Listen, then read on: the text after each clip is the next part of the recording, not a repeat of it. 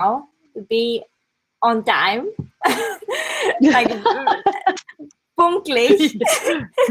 Pünktlich, yeah. Pünktlich. I'll be pünktlich. So I would love like to just introduce a little bit about these chat and learns. These chat and learn sessions from Power to Fly are created in the reasons to bring people like Micha here to explain her journey and her perspective of life, professional and personal development. But as well, I would love like all of you to please participate. Like it's great when we have people here in the panel asking questions. I'm going to open the Q&A session, and you can drop all of your questions there. I'll keep track of them, and I will ask Micha during her session here. So again, officially welcome everyone. Thank you so much for being here. I'm Linda. I'm part of this amazing Power to Fly community and running these ambassador virtual events. I'm a minimalist in my life, and I really love bringing people together. Today we have like Micha, and Micha has her own consultancy services called Go Big. And here she's going to tell us today about the enemies that we are having in our head, those thoughts that they're keeping us back. So, Misha, would you love to introduce yourself to the community and tell us a little bit of your background and your session today with us? All right, let's see if I can share my screen. We didn't try that earlier, but I think it should work. Yeah, I think you have the option. There we go. Okay. Can you see that? Yes. Is that full size, or because I have it full size on my other screen? I can see it normal size, not full screen. All right. Okay. I don't know, because it is full screen on my second monitor. I don't know where it's not Zoom, so. No, if you can just press double click, maybe it can open. Like normally it works screen, but if it doesn't work, just. All right, we'll go like this. All right, I hope you can read things anyway. So today we are talking about fight the enemy in your head. And what I want you to take away today is that you understand what this voice, that negativity in our head is all about, and how to just separate yourself from that voice. It's not you, right? And then what to do to make it quieter or live better with it. So I'm not saying to silence it, because quite honestly, that's a little bit like those magazines that promise lose 17 pounds by next week. That's not happening, right? We know that we cannot lose 17 pounds by next week. But we can lose 2 or 3 and then another 2 and so on. So this is pretty comparable. And I want you to know that you are not alone. So please, everybody who is here because they are struggling with this voice, with the negative thoughts. They keep us back. And so use the chat, use the Q&A to interact with each other, to ask me questions. And speaking of me, let's see. That's me on a good day, obviously. I am the founder and CEO of Go Big Coaching and Communications. Primarily, I'm a life and leadership coach. I focus on empowering high-achieving women to develop their own authentic visibility and confident presence.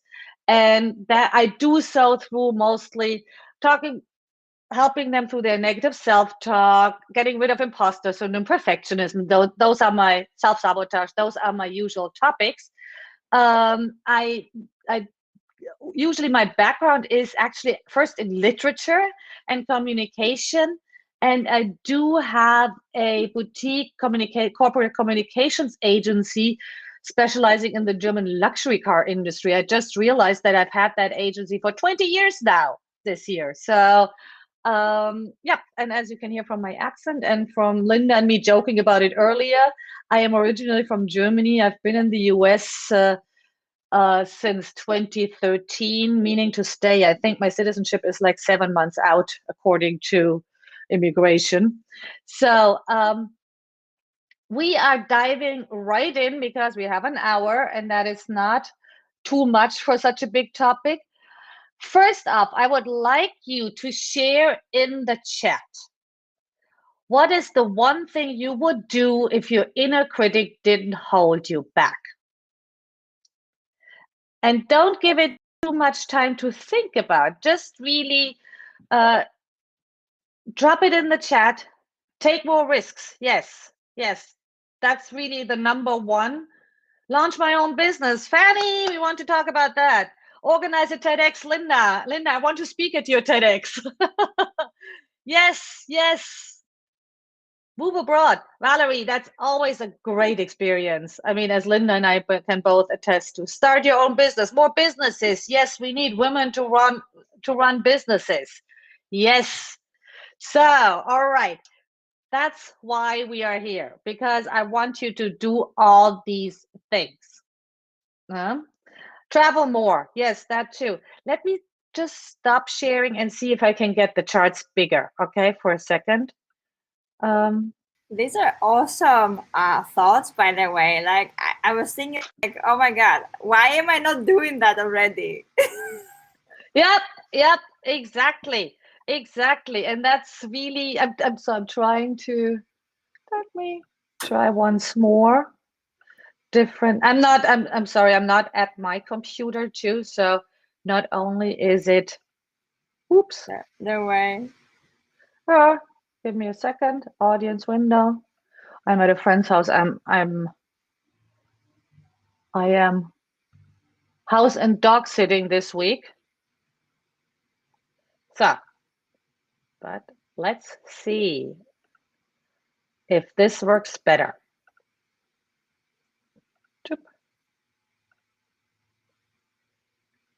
Nope. Yes. Okay. Yes, It does? works. It does? Yeah. Okay. It's full screen. All right. Yay, full screen. Okay, good. Yeah, so first off, we want to look at this voice. I call it the inner critic. Many people call it the inner critic because it is constantly bitching at us, right? That's what it's doing. And it will be a little different for each of you. Yeah, but absolutely everybody has an inner critic. Yeah? So why, we'll talk about in a minute. But first up, you need to realize, I want you to realize, everybody has an inner critic. And when you are dealing with someone who is highly critical of yourself, of you, let's say a boss, a coworker, a mother, these people usually have a very loud inner critic because there's seriously, I have yet to meet someone who criticizes others more than themselves.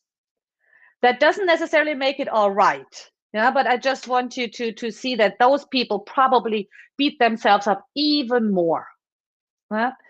And also, this is not you as a person. This negative voice does not define you. It is there for a reason, but it is only one of many aspects. Because think about it. We all, for instance, have an inner cheerleader too, right?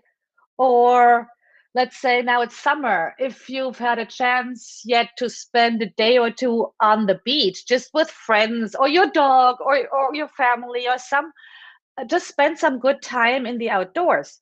That's not the voice you're hearing. Yeah.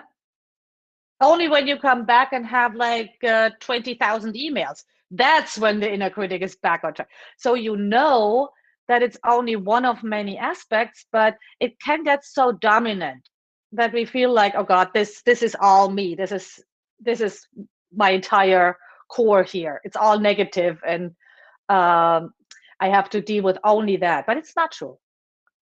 And this voice we're dealing with here is a voice that is rooted in fear. It's really something we need to have as humans, because think about where we come from. Over the many of thousands and thousands of years, of course, we need a part of our brain that prioritizes fear. But the good thing is, in today's world in which we live, there's still stuff that needs us to have the fear instinct fully on, but it's not that often anymore. So now we can train ourselves to override it. We don't even want it to go away because, let's say, all of us like to travel, seems like. If you are in a foreign city and you're traveling by yourself and you lose your way, it's maybe in the evening, you want that fear voice to be a strong one, because if you hear steps behind you, you need that alert. You need your senses sharp. Of course, the problem with this old part of our brain is it cannot distinguish between that situation that I just described and, let's say, giving a team presentation. And so that voice comes on, it's like, oh, you're not good enough. No, this is dangerous. When of course it's two very different situations. So we need that instinct, the fear instinct, but we can train ourselves to override it, because in most situations in our lives, we don't need to follow up on it. It's not as dangerous as 2000 years ago. Fear of public speaking, Linda, thanks. Yeah, it is the number one fear. And there is, again, some reason for that in this old lizard brain, because you mainly, I mean, like when humankind developed, you didn't want to stand out. Standing out meant that you would be eaten. Pretty. Those who stand out are the first to get eaten. That's why. But we can override it. And if we had a longer session, I sometimes do this in 3 hours, and then we have a lot of chatting about individual situations. I always get the question, if this voice isn't, that there's something good about the voice. Like, if my inner voice tells me a lot about I have to work harder. And if you are younger than I am, or like when I was younger, I thought this is like a motivator. That's a driving force, until it drives you into burnout. Then you realize this is not a good motivator. You can find better ways to motivate yourself. So yes, it can motivate you for a while if that voice always says, you need to work harder, you need to work harder, or longer, and this and that. Can be, but it's not sustainable, because this voice will never stop. And if you find yourself a motivation that's more about, it can be anything, the why. If you find the motivation anchored in your why, can be anything. If that is, I want to empower women, which is probably the why Linda and I share as the big thing, or if it's just like, I want to provide food for my family. That's the strongest why anybody can have, right? And anything in between, that's a much better motivator. And this voice, I just said it's not giving up anyway. It's just continuing. So if you work 40 hours, the voice tells you to work harder. You work 50, it continues to tell you to work more, and so on. There is no way to reach that level of perfection that the voice wants you to reach. It can't be pleased. So that's really not even a good try, because it can't happen. And the last thing I want to say, as like what you want to know about the voice before we dive in deeper into, is it's only thoughts. It is, after all, only thoughts. Some of you might suffer from anxiety. I do. And I'm very good with deliberate thought creation during the day, because I've trained myself. I've been a coach for almost 10 years now. So I'm really good at it during the day. Of course, when am I not good at it? At night when I'm asleep. Because I cannot deliberately create thoughts that serve me when I'm asleep. So I wake up very often, are getting a little more stressful, at 2 or 3 in the morning. And it's full head of worries. and to run myself through that. There are breathing exercises, and it's only thoughts. This is not a fact. This is, huh? We worry about the future, and we can change thoughts. We do it all the time. Huh? I mean, I really did not like gray skies. I was very opposed to gray skies when I came to Seattle. I wasn't used to them. And now I'm quite okay with them. I'm even okay with the drizzle. It's just a thought. The weather in Seattle hasn't changed that much. It's my thought that has changed. I got myself cute rain boots and a cute raincoat, and immediately I feel like, oh, I can do this. That weather works for me. Uh, that's a minor example, but we do it all the time. Huh? Is So this we like can a do. kind of change of perspective as well, you would say? Mhm. Like seeing the same thing from a different angle to like appreciate something that you haven't seen before, like different, giving it different meaning. Yep, yep. It's just like my motto a couple of years back was embrace the gray. That was what I worked on, because I said, okay, I'm living in Seattle. There is a lot of gray skies, so I mean, me getting out every morning bitching while I'm bitching about the weather is not serving me, right? It doesn't, yeah, it has no effect on anybody else, but it's definitely not serving me. And so I had my own hashtags, so to speak, embrace the gray. And I'm like, I went outside, like, ah, what a nice gray day. And I did that. I mean, it's just like really overdoing it in my head, like while I walk. And now I just don't have that problem that much anymore. Every once in a while, but not that. Circumstances. Our circumstances are neutral. Think about them. And it's hard to understand. Sometimes it's hard to understand if we are in a situation that we consider really bad. But you never know what the opportunity is that awaits on the other side of that. And someone else in your situation would say, oh, that serves me. That's great for me right now. Yeah. So the circumstance itself is not the issue. It's really what we think about it. And we can learn and get better at our thoughts. And just a quick word where it comes from. So it really develops very, very early in life. I think that kid might be a little too young. For most people, it's around 4 or 5. Can be a little earlier, can be a little later.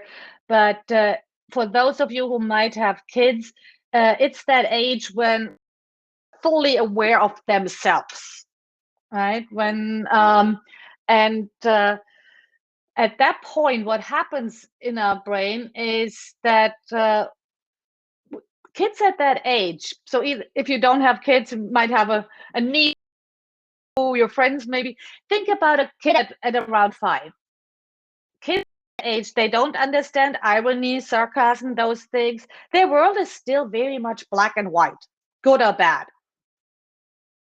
And so if someone says, that wasn't good, don't do that again, which might be about a tiny little issue, that's already immediately on that side. That's on the all bad side.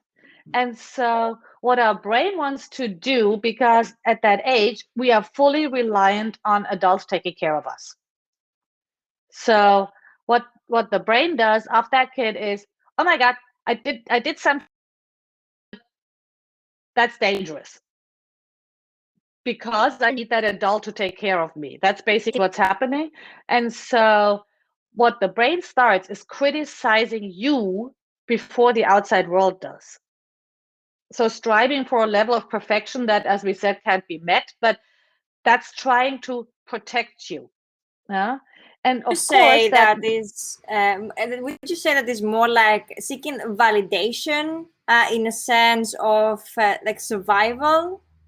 it's survival. It's really Validation, I think, comes a little later. That's more being aware of what we do. But I think at that point, it's still survival. It's still being safe. It's defining. It's very much when we talk about safe spaces these days. Yes. What we consider safe spaces is also defined very early, right? So, and this happens to everybody. No matter if you had an easy childhood, a good childhood, a difficult child. Yeah, being a human is complex, and so it happens to everybody, no matter what the circumstances are. But depending on how much safe space you can carve out, it might be a little quieter or a little louder. Yeah. And there's so much playing around it. It really reflects your environment.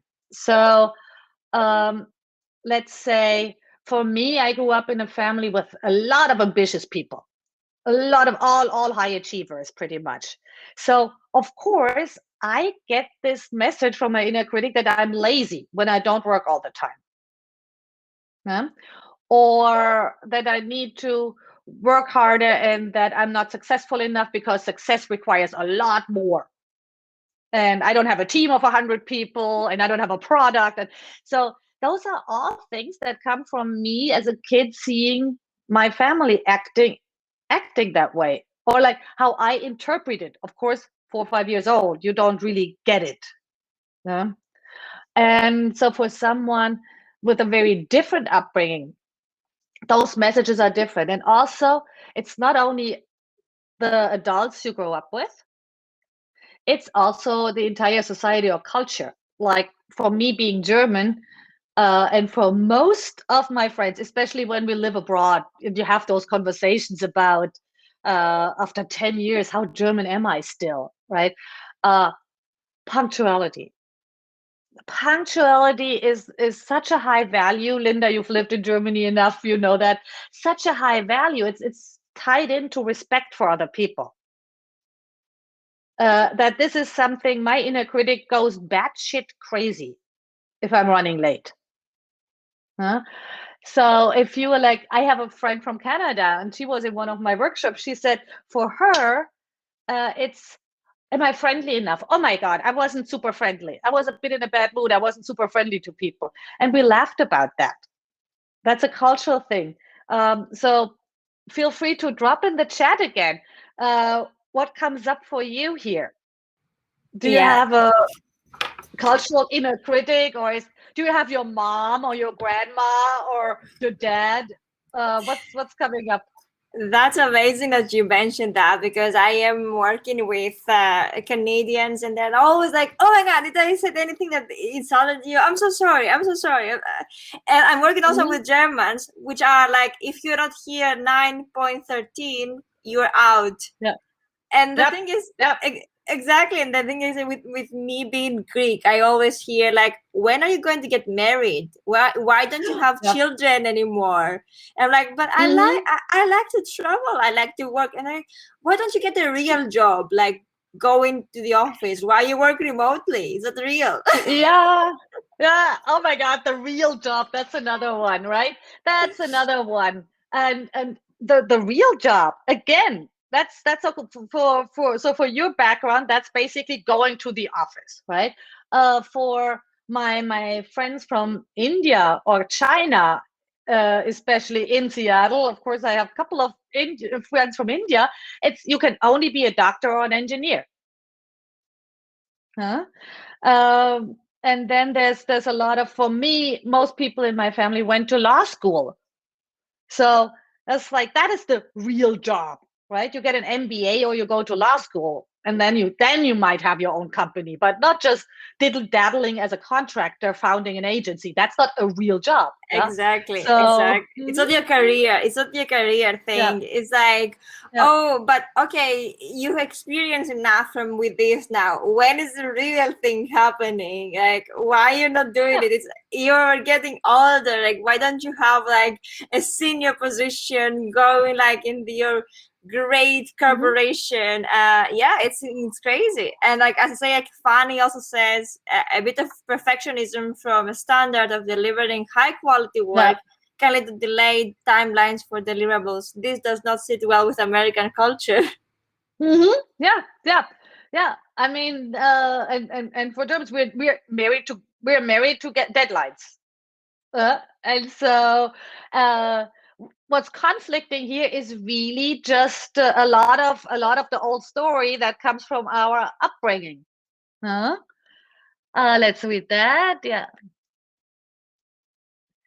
Okay, see, oh, that's interesting. Thank you for sharing that, Fanny, Yeah. because yeah, suddenly, yeah, the education is the high value, and then having a corporate career is like, look, she works in an office instead of doing the good thing teaching high school, right? Yeah, yeah. And So Kendra that as is really the well. interesting thing. Yeah, Yeah, and yeah, Kendra, she says, like, fear of not being good enough, not sure where this comes from my parents were super supportive, perhaps through because my sister was very accomplishing in many things. And I will agree with that with Kendra because I had like a high achiever sibling as well, who was I was always compared to. And I know that thing that I have to do extra things so I can get into the radar of appreciation and acknowledgement as well. yeah. I mean, I have very supportive. I had very supportive parents as well. Uh, just like that inner critic voice is still every child develops it, yeah? And for most of us it is tied of not being good enough, so it's still normal, Kendra. So that's definitely coming up anyway. The fact when you have the very accomplished sister, of course, that totally ties into that.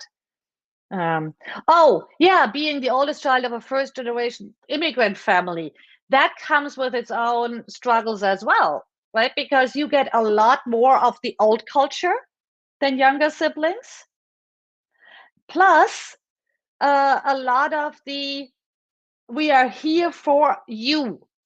This is your chance to have a better life, better standard of life that rests on your shoulders for a while too. uh, or might always rest on your shoulders. So um, these things, be gentle with yourself. Yeah, I mean, and be also gentle with your parents. I'm not saying that to so that you start blaming your parents. It's really just they have their own baggage. Of course, they have their own inner critics.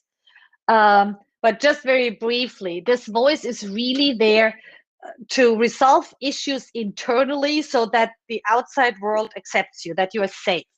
So it does it often in a very unpleasant way. It's kind of misguided. But quite honestly, think about a 5 year old. In adult life, a 5 year old is not your best advisor. That's that voice. Yeah? It wants you to be okay. It wants you to be popular. Huh? 5, that's also like the age where you get into kindergarten. Maybe it's around the age you get into daycare, kindergarten, preschool, first grade, whatever. Yeah. So uh, that's when it is important. Especially, I was an only child back then. You need to be popular. Yeah. You need to make friends. It's also like it's ingrained in our DNA. We need others to be safe. So all of that happens in that voice. But think about it. The 5 year old is not the best advisor for an adult. Think about it this way. Think about the little girl. When I did this work for the first time, I actually uh, got a little photo of myself at around that age and put that on my desk. And I'm like, I'll keep you safe now. I don't need you to keep me safe. That's not working. And that's a lot of the work I did. That is something. If you are a visual person, that might be working for you, which actually gets me already into what to do about it. That is one thing I really liked. I got a very cute picture of myself at 5 years old. And I'm like, yeah, you're cute and I'm keeping you safe. I've got this. And if you don't think that's too woo, that's a good thing to try. let's if you have any questions about what to do, where the voice comes from or what it means, we can stop here. If not, I would go into how to how to work on it. If someone wants to jump in and ask like directly, please feel Yeah. free. If you have like a microphone or camera, you can just do it directly. If not, I can set that for you. So if there is anything that you would like to ask now directly, just drop us a message like in the box, and we can just jump in the camera together.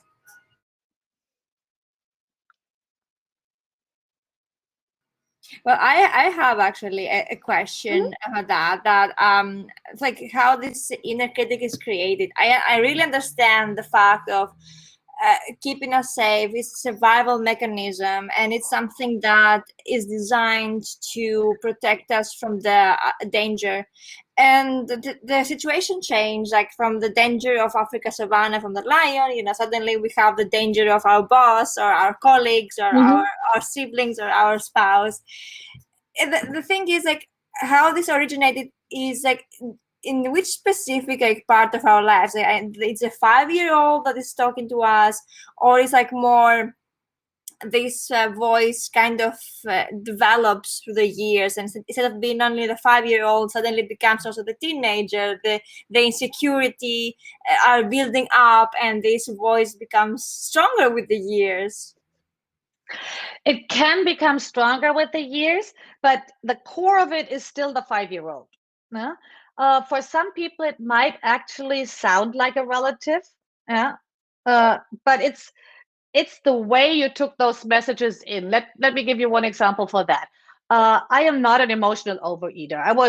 I sometimes have a few pounds more, sometimes less, but overall, I'm slender, so overeating is not my issue. But my inner critic turns crazy when, let's say, I eat a bar of chocolate. And I was like, woo, woo, woo. This is like you're losing control. This is not okay. And when I started doing this work, I'm like, this is so weird. Nobody, I mean, I was a very thin child, so nobody told me to eat less. uh, and I had my grandmother had a company that involved a chocolate store. One of the so I had free access to chocolate. Nobody told me not to eat chocolate. So I was like, what is that? And then I realized what I transported there, what I made my inner critic about not having self control when I eat chocolate or something was my grandmother, who lived with us in winters only when her place outside of town was considered not safe for the older lady. She was always in a very bad mood when she had to move to town for the winter days. She didn't like that. She was independent. And then she would bicker at my mom all the time. My mom was an emotional overeater. My mom, when she was unhappy, gained weight. My grandmother would always bicker and say, that is a lack of self control. Pull yourself together. You don't need that glass of wine. You don't need the second helping. And that's what I, as a kid, turned into a voice that I've heard for many, many years. Now that I know what it is, I actually pretty much got rid of it. But so it's really at the core is still that kid. So it's not like something that comes directly from us necessarily. We can adapt somebody Yeah. else, let's say guilt or shame Yeah. or any other negative emotion, and adjust it as ours. Because we hear it often enough, for instance, right? So this is really actually that ties right into what you see on the chart right now, understanding the origin and purpose.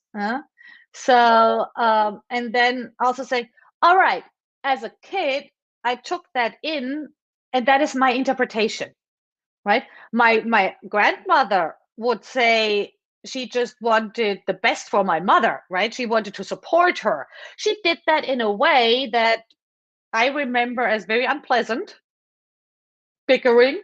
And that's how it became part of my inner critic. uh, that was my interpretation as a kid. my grandmother's interpretation was totally different. Um, I have not talked about that with my mom recently, but probably has her own interpretation. So you want to, with the sentences that come up a lot, or the loudest voices, that's where you want to start. Huh? Take a little time, write down what goes on for you. Is it don't take risks? A couple of you said risk taking is problematic. Is that like, oh no, never take a risk, be safe? Where does it come from? And does it still serve you? Maybe if you had a childhood that was unsafe in many respects, you can honor the fact that really there was a lot of insecurity, unsafe situations, and that's why that voice is so loud. Mhm. And really focus on it for a while. Write down like maybe the 2 or 3 most dominant ones, and really notice when the voice comes up and acknowledge it. Something like, my inner critic telling me I'm lazy. My inner critic telling me not to take risks, trying to keep me safe. Something like that. And the moment you think a thought like that, you're already distancing yourself. Not saying I am lazy, but my inner critic tells me I'm lazy. That's already a difference. No? So it's unpleasant, but this is really for a while. Not always, right? But for a while, it's really good to focus on it and train yourself to acknowledge the voice. I know it's like, oh, my inner critic, you can give your inner critic a stupid name if you feel like it, yeah? But inner critic is bitching that I'm too lazy. Not true. Those things. Or That is so yeah. interesting. I was just thinking that, and if anyone else wants to share a story, please feel free. Like, do not feel like. Absolutely. I mean, we are a community here, and it's alright to share this kind of stories, because my inner critic was always, be the person who brings like A's and great grades, and be the person who is the teacher's pet. Everybody likes this person. It's a person who always creates like extraordinary results. And every time I'm not doing something that extraordinary, comes and says, "Oh, actually, you're not that good. So you're not like that special kind of person. You're not the best student ever." And you can always like, somebody else gonna be, it's better than you. And it also comes and builds up, and it gives me like this thoughts every time, like, oh, I need to do this perfectly. I need to create this project seamlessly. I need to be liked by everybody in the planet. Yep. Yep. What you said all resonates with me, and I still have those times where I still find another belief from like, oh my god, now I have to work to that one too. It's ongoing work. There's no quick fix. But the more you go through these steps, Bob, very good, Bob. Shut up, Bob. Yeah, that's kind of where you can play around. That's really where you can play around a little, and I sometimes do this when I hear that voice. I sometimes do the ba ba ba ba ba, just like to put it in the ridiculous, just like, oh, I don't have to listen to it.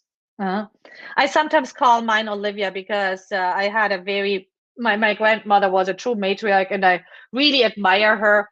But I get a lot of messages like that sound just like my grandmother, and I was like, no, Olivia, I'm doing my own thing. It's good.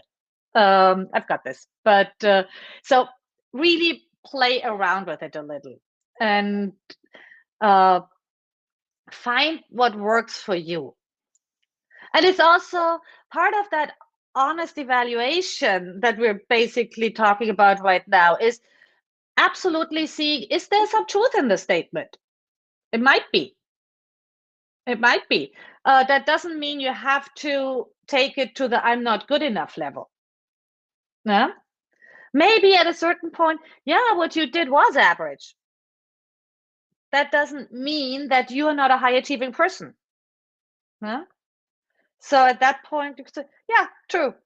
That was definitely not my best work.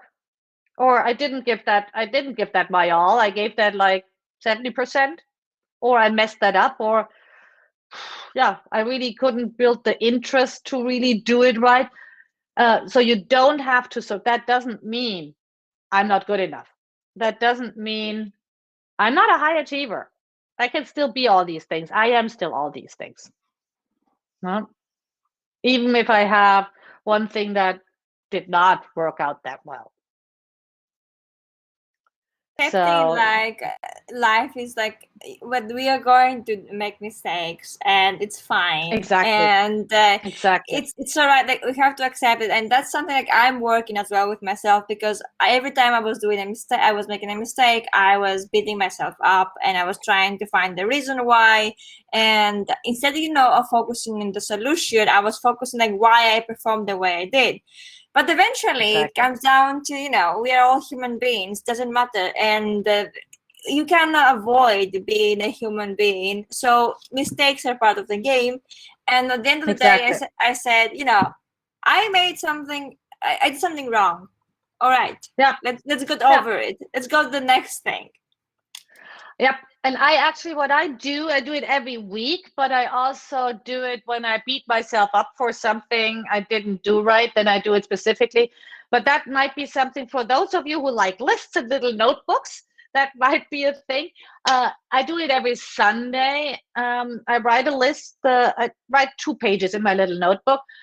First, I write www. What went well. Yeah, www. What went well. And I just list a couple of things. I look at my schedule from last week. I remember a couple of things, and that can be professional stuff, private stuff. I write a couple, and then I switch to uh, WDW, what didn't go well. And I write a couple of things where I'm like, didn't do that, ate too much sugar, didn't sign that client, whatever, those things. Um, but you always start with the positive, then go to the didn't go so well, and then I go to WDD, what would I do differently? And sometimes I really come up with things, yeah, I could have done this and that, and I have actual ideas. Other times it's like, quite honestly, I don't know. I think I I did the best I could, and I don't see how it would play out differently. I was like, okay, but when you go to a specific situation, what did you do well in that situation? Then what didn't go well? And then what could you have done differently? And just like write that out, and then you can actually turn the leaf on it instead of because then you have a strategy for next time. Yeah. And that's like you have to, that's the weird, that's the unpleasant thing. You have to make all these decisions when you're not in the situation, right? You have to put yourself in a spot where you say, okay, deliberate decision.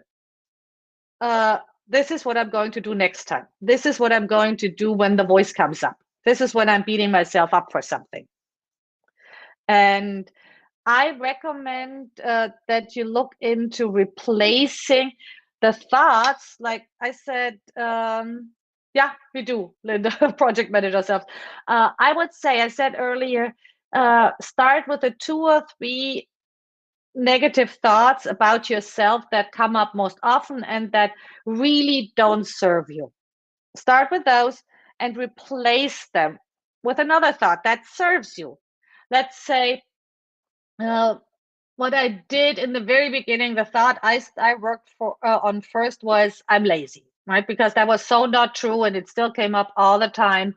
And I worked through that, where it comes from. I told you some of that backstory, and then uh, it. So the replacement thought cannot be I'm not lazy, because that's not how our brain works. It has to be a positive sentence. So what I did was I tried around, and you have to find your own words that resonate. It was, I respect my body's need for rest. that was the one that came up for me and that worked for me at that time, because I still worked a lot. But Sunday afternoon, I'm on the couch with a book, and I hear, "Oh, you should work. You should work. You're lazy."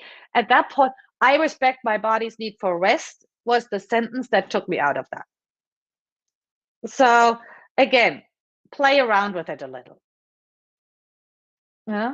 So important that you exactly what you said. I have the exact same thing, and I'm sure many people will relate to this as well. A weekend comes, or it's like after office hours, and I'm thinking like, oh, but I have to finish this thing, or it's Saturday, Sunday, I can just do something productive. Maybe, I can watch a documentary, I can watch a LinkedIn learning, I can watch something like that, and suddenly I am just watching comedy on YouTube, and I'm thinking, Of course. why am I doing this? I am unproductive. I am not doing something useful. But then it's like, right as you said, like our minds and our bodies need also rest. Right.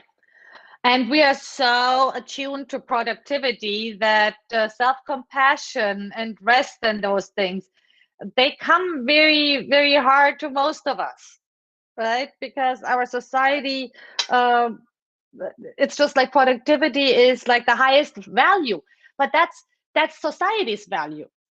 Yeah, we have our right to our own set of values, and productivity is probably somewhere in there for most of us anyway, but it doesn't have to be the top value. Yeah, because that's a burnout in the making. Um, why I insist so much that you play around with this and find your own words to phrase it is because we all know those cups, t-shirts, signs that say, "You are good enough, I am good enough." And often that doesn't work because it's very general. Of course, it feels good and everything, but it's usually not the thing that gets you out of the rut, because when your brain throws at you that you're not good enough, it's a lot more specific. So I am good enough is probably not going to help. You probably have to go a lot more specific, like um, it's okay to try and fail, or yeah, it's usually a lot more specific. So that's why the t-shirt and the cup may not work. If it works for you, if "I'm good enough" is the sentence that works for you, that's perfect. Don't go away from it. But most of us have to try out a little more. One of the sentences I use a lot is, "I've always figured things out. I'll figure this one out too." So that's so basically when I have no confidence in a new situation, I take it to the point where I say, "I tend to figure things out in my life. I figure out a lot of things. So I don't have to go to the how. I just go to, I'll figure this one out too." And that allows me to go through the fear of that new situation. So play around with this. That's really very important. I really like this, like reframing basically the words, because the words are very important, how we phrase things, and how we what kind of words we use to describe certain things. So I really understand, and I really like that transition from negativity, "don't do this," to "do that" instead, like more positive wording, like positive phrasing of the things, like saying, "Oh, I don't want this to happen to me." Instead of saying that, we can say, I do want this to happen to me instead. Mm-hmm. Yeah. Yeah. And I mean, there's just go a little outside of your comfort zone with the, like from 0 to 100. Yeah. So if your brain throws at you that you're a loser because you don't make enough money, then don't go to, "I'm a millionaire in the making." Because if you indeed don't make much money right now, then the step from that to "I'm a millionaire in the making" is too much. It's Yeah? delusional, you would say. It's too much. You Yeah. probably steps in between maybe, and that's okay. Mm-hmm. Or Mm-hmm. maybe your thing is not that you want to make a million. Maybe your thing is you want to be happy with what you're doing. Mm-hmm. So So really defining, be like, be yeah, Yeah, That's amazing. Yeah. because that's where if your family wants you to be a millionaire, but you just want to be happy with teaching public school, that's two different things. And your brain will only respond to the change that you want to make, right? If you focus on that should goal of your family to become a millionaire, your heart is not into that, and you need the combination to make things work, right? Head, Yes. uh, head, hand, heart. That's it. I mean, head, heart, head. So it's like whatever you want, which direction, but you need the Yes. combination to make it work. And the should goals we inherit from our parents, and we all have those. Uh, they are very hard to reach if they are not our own. And here I have a couple more ideas. Um, I mentioned the naming and describing. You can draw, especially if you're a very verbal person, maybe you want to draw instead, or vice versa. If you visualize well, you can visualize like an old radio, like those like the really old radios. Turn the volume down on one of those, or turn it to white noise. You can really play with that. What you can also do is um, like sending, if you have the feeling you hear that voice right behind you and you have an idea how that, like a little character, sending them away. uh, you can come from a place of gratitude and write a thank you note to let go. um, you might want to have to say stop. uh, you might try it out in a little play with someone, with a person you trust. Yeah, that should usually be really someone a confidant. Yeah. It's not necessarily the best to do it with your partner, I'd say, from experience. I mean, not this particular one, but I'd say probably better a girlfriend or a professional like a coach or a therapist. Huh? Or find a little reminder. I'm not at my desk right now, but I have a little compass that I got from after my dad died. I took the compass, and it was my grandfather's or great grandfather's, and of course it always points to north, and that's my little touchstone. It's like, I've got this. I know my direction. Huh? And when I have something really big to do, like a big conference I'm speaking at or something, uh, then I have that in my pocket. So those are all ideas you can play around with and see what works for you. And I want to leave more time for questions. So let me just say before you sign off, and please have questions. But before you sign off, head over to my schedule. I am giving out free laser coaching sessions right now. So that's really, we can talk through your issue, and I can give you more specific action steps for your situation. Do you have the link to paste it in the chat box? Yeah. Maybe Let me do that. Yep. Yep. that would be Oops. great. Let me go over with the Yeah. I yeah. Or yeah. And thank you so much for being here. Like, this was very inspiring and awakening, especially the ways to get over with these kind of voices that we are fighting in our heads. And I think it's so important to realize it and to acknowledge it and also to change it. So if anyone has like any questions, feel free. Like, I know that this was like an incredible presentation from Misha. I really I'm excited for you being here. So if Thank you. Yeah. thank you for being here. If anyone has any questions, feel free to ask. Like, we have another 6 minutes, so Yep. and also, And like, you feel free to add Misha on LinkedIn, and also yep. her social handles here, as I can see. um One question for me is, what is the one thing you will recommend to do when the situation comes to that phase, when we are doing something like important and we have like some responsibility, something to deliver, and that voice tell us, hey, somebody else is actually better than you? What would one thing that you would say? I actually would say the most important thing in that situation is take a step back, breathe. breathe, because our brain likes to go to comparing with others, but they have their own story, right? So when you really take 5 deep breaths, and that is possible in any situation. I mean, probably most situations. If you are a heart surgeon or a pilot, maybe not, but usually it is. For most of us, it is. Uh, 5 deep breaths just to get back into your body and get the focus back on yourself. Yeah? And that is really the first important step. I usually do like the breathing technique where I breathe into my belly and then expand here and then up. So it's like,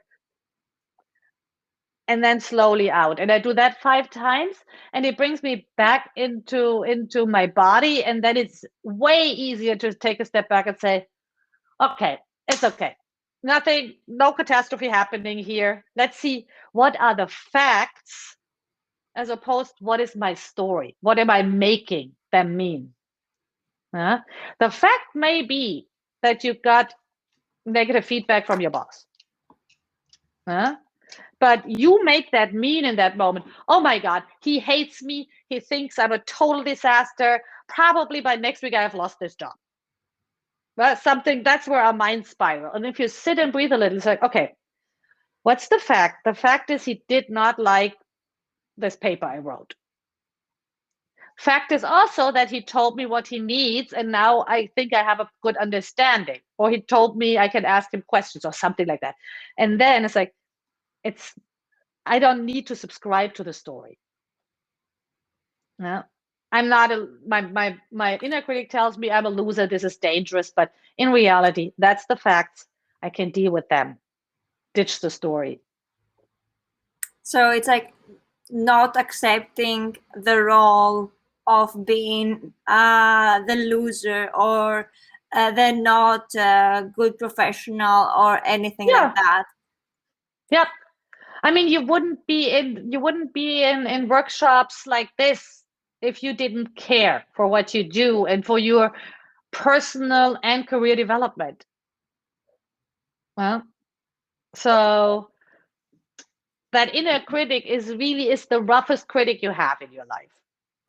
Exactly. And if I could add something here, I really like your reflection strategy in order to understand like logically what went well and what didn't, and what can we do logically, leaving the emotions aside for a little bit and seeing that they were like with facts and seeing like, okay, what actually happened. And on that note, I would like to add like apart from that, it's more like seeing our past and seeing like how far we've came, and that some little rocks in the way are not defining that we are a loss. Right. A setback is a setback and not a dead end. Right. I mean, imagine how many things we wouldn't have in this world if people had given up at that point. Exactly. That was like amazing. Like I note down, even if I was a person to say like don't write any notes, I actually did write some notes here, because this is something like personally I would love to practice more. And I hope the people who we were here with us today would also Bella as well, she also did so thank you so much again, Micha. Let me just drop my email. Let me just drop my email address here because I do have a workbook too.